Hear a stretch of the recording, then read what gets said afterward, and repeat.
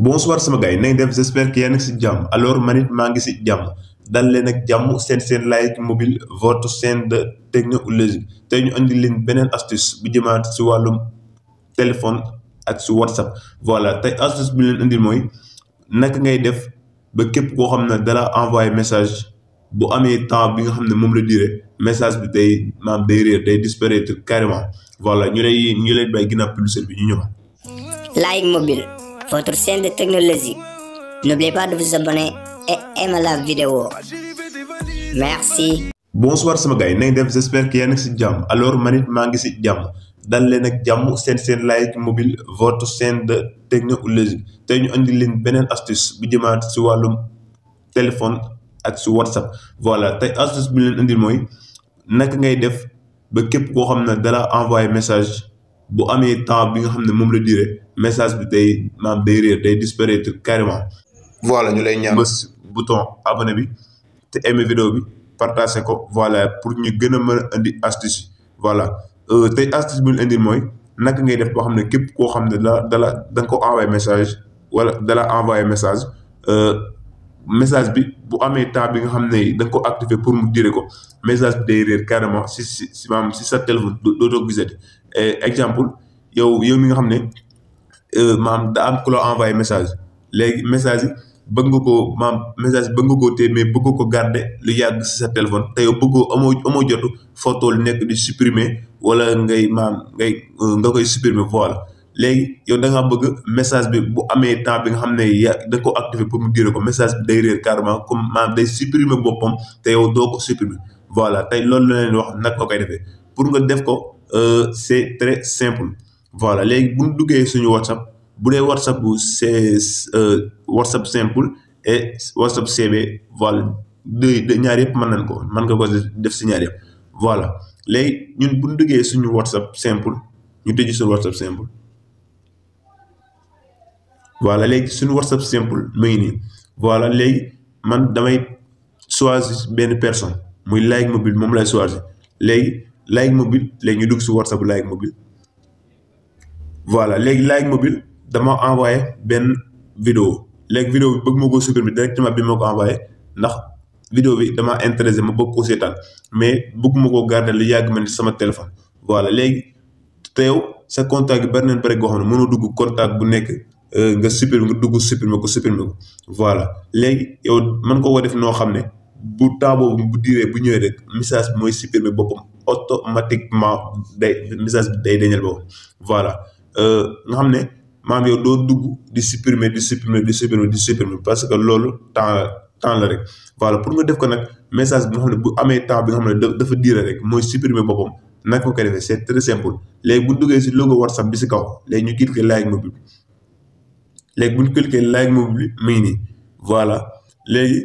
boo duggee dina la indil notification en mode silence notification personnalisée visibilité des médias chiffrement voilà message éphémère léegi ñun ban moo ñu intéressé muy message éphémère léegi message éphémère bi si lañ mën a nga xam ne si lañ mën a conduire si lañ mën a sukkandiku bi ba xam ne maam WhatsApp Like Mobile bu ma envoyé benn message boobu du ma dugg di ko supprimer mais bu temps bi nga xam ne moom laa ko diiree bu ñëwee message bi day supprimer boppam automatiquement voilà léegi dañuy cliquer message éphémère ñu cliquer voilà bu ñu cliquer message éphémère automatiquement fii la dugal léegi boo xoolee si kaw ma ngi lay bindal activer les messages éphémères dans cette discussion pour des raisons de confidentialité et de stockage tous les nouveaux messages de cette discussion disparaîtront après la durée sélectionnée. Ce paramètre peut être à changer par n'importe quelle personne que cette discussion. lu ma foofu mu ne yow mi nga xam ne da nga bëgg a activer message éphémère bi da la bëgg wax message éphémère bi lu muy jëriñ muy dafa am ñoo xam ne dañuy yor WhatsApp mais duñ ko xam ne ñu koy utiliser léegi bal nga dugg bu dee mën nga lire voilà da lay wax lan lay jëriñ ak lan moo tax maam ñu def ko mu ne la message éphémère boo ko activer maanaam bu demee ba nga xam ne temps bi nga xam ne def activé nga ko maam vidéo boobu noonu maam moo xam vidéo wala photo wala audio ak lu mu mënti doon lu yëpp luy envoyé maam bu temps boobu ñëwee message bi day disparaître maam day supprimer boppam day dem dootoo ko gisati ndax loolu dina gën a yombal sa problème mémoire du gaaw a fees parce que message yu bari bu yàggee si téléphone am na téléphone yoo xam ne bu yàggee si téléphone rek mémoire day fees mën nañu envoyer message wala doo bëgg vocal muy dem loolu lépp day waral mémoire fees voilà léegi te yow amoo temps wu nekk foo tourné dugg di si moom si WhatsApp bi di ko supprimer wala amoo temps wu nekk di dugg si sa contact di supprimer message yi voilà léegi boo xoolee mu ne la da lay indil 3 options yoo xam ne yaa ko war a choix bu la neexee mu ne détail avant disparition mu ne détail avant disparition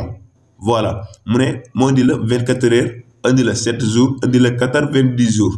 voilà léegi bu dee da nga bëgg message bu amee 24 heures rek message bi daal di supprimer boppam 24 heures ngay cliquer bu dee maam 24 heures dafa gàtt si yow ndax message bi am na intérêt am na dala intéressé bëggoo mu gaaw a dem bu la neexee mën ngaa cliquer 7 jours voilà 7 jours bu amee message bu amee 7 jours day supprimer boppam même bu la yooyu yëpp dayut bu la neexee mën nga koo def 90 jours maam fa la délai bi yam maam fa la mën a yam voilà léegi boo ko defee 90 jours message fekk amut 90 jours si sa téléphone message fekk supprimer woo ko du dajal boppam voilà comme que ñun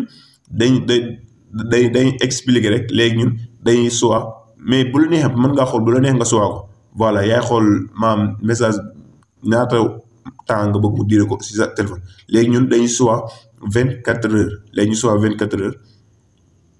voilà léegi bu ñu choix 24 heures moom boo xasee cliquer du la andi enregistré du la andi sauvegarde du la andi rien voilà léegi bu ñu xoolee suuf ma ngi defal mettez votre délai avant disparition à jour dans les paramètres voilà comme que ñun dañ ko activé woon ba pare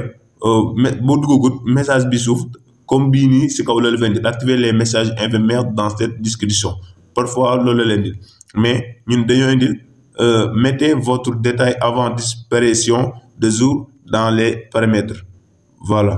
léegi ñun dañ ko activer woon ba pare moo tax automatiquement dañu ko indil fi parfois mu da lay indil commencer les nouvelles discussions avec les messages éphémères parfois mu indil la ko léegi ñun ba pare moo tax léegi yow boo duggee fii comme bu nga suwaa woon fële